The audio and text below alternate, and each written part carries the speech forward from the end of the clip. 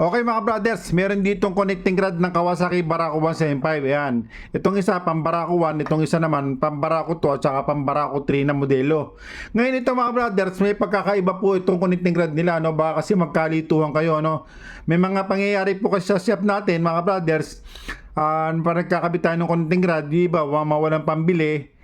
May mga dala silang mga pinagpipilian ng connecting rod na pwede pa kasi minsan pwede pa yung connecting rod, pwede, iba naman sira na pin. Kung ano yung pwede, pinagsasama-sama natin para makabuo tayo ng isang buong sigunyal doon sa Barako 1, ano. Pero ngayon sa Barako 2 at sa Barako 3 medyo may problema. Ang nangyari kasi may binago sila rito. Ayan. Pero bago natin simulan yan mga brothers, kung napasal ka lang sa aking YouTube channel, huwag niyo po sanang kalimutan na mag-subscribe. Pakipindot po notification bell button, piliin niyo po yung all para updated po kayo sa mga video na aking upload. Okay?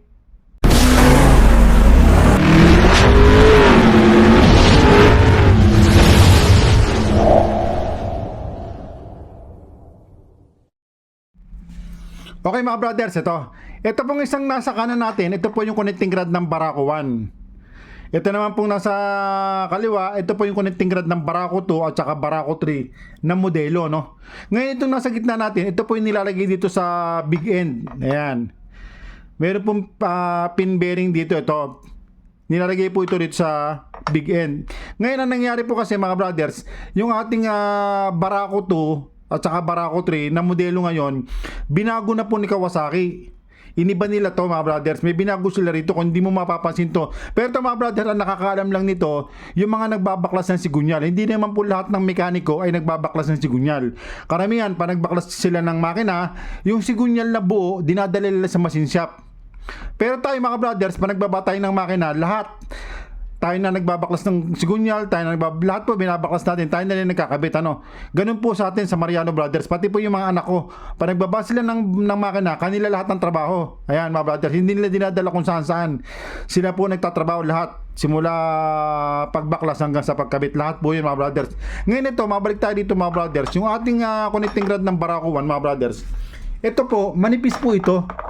Yung kanyang big end, ito kung mapapansin nyo po, manipis yung big end niya. Ngayon, siyempre pag manipis po yung big end niya ng connecting rod, yung ating pin bearing maiksi rin para eksakto siya rito sa ating connecting rod. Ayan. Oh. Ngayon itong ating pin bearing, hindi po pwede sa mga motor na modelo ngayon, yung Barako 2 at saka Barako 3. Kasi po ito, yung ating Barako 2 at saka Barako 3 na modelo, malaki na po yung pang ibaba, yung big end niya.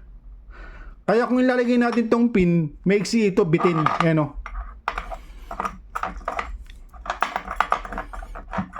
Ayan, bitin siya. Ayan, more or less nasa 3mm po ang pagkabitin niyan mga brothers. Kaya kung ilalagay niyo po ito sa modelo ngayon, hindi po pwede mga brothers, agad siyang masisira.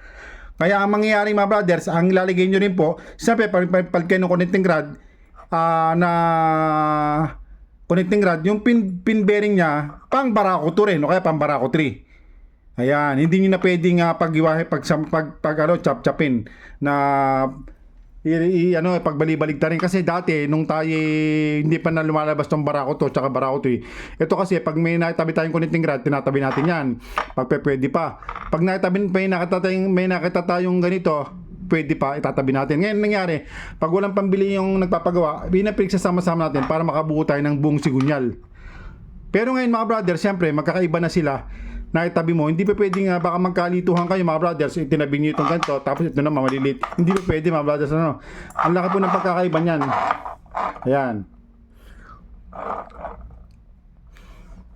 Makapal po ito, malapad, ito naman po maiksi. Ayan. Ngayon, para umabot po ito sa sigunyal, sa mismong clearance, nilalagyan po ng washer to yung tanso. Ngayon, minsan nagkakaproblema ngayon. May issue kasi ngayon ng connecting rod ng yung sigunyal ng Barako, may issue. Lumuluwag po yung sigunyal. May mga sekreto dyan mga brothers. Dalawa po ang sekreto dyan. Yung kanyang spacer. May nilalagay tayo sa likod ng bearing at saka sa likod ng crankshaft sprocket sa likod nun. May mga sikreto dyan. May mga vlog na po akong ginawa dyan mga brothers. Ayan, panoorin nyo lang po. Pero yung sa bearing po, wala pa tayong ginagawa ano. Sa ibang pagkakataon, papakita ko po sa inyo kung ano nilalagay natin na spacer dun sa likod ng bearing. At kung paano paglalagay no, mga brothers. Kasi dalawa ang issue ng Barako eh. Yung pag-alog ng sigunyal housing at saka pag-alog ng sa bearing mismo. No? Ngayon ito, mabalik tayo dito mga brothers. Yung ating connecting rod. Yan po yung pagkakaiba nila. No? Mas malaki po itong modelo ngayon. Ano? Tingnan, laki ng pagkakaiba. Oh. Ayan. Tip ko lang po yung mga brother sa mga may Barako 175. Okay? Sa susunod na pagbablog natin, bibigyan ko ng idea bakit po malaki tong nasa Barako 2 at sa Barako 3. Okay? Pero mga brothers, hanggang dito lang at maraming po salamat. Mabuhay po kayong lahat mga brothers.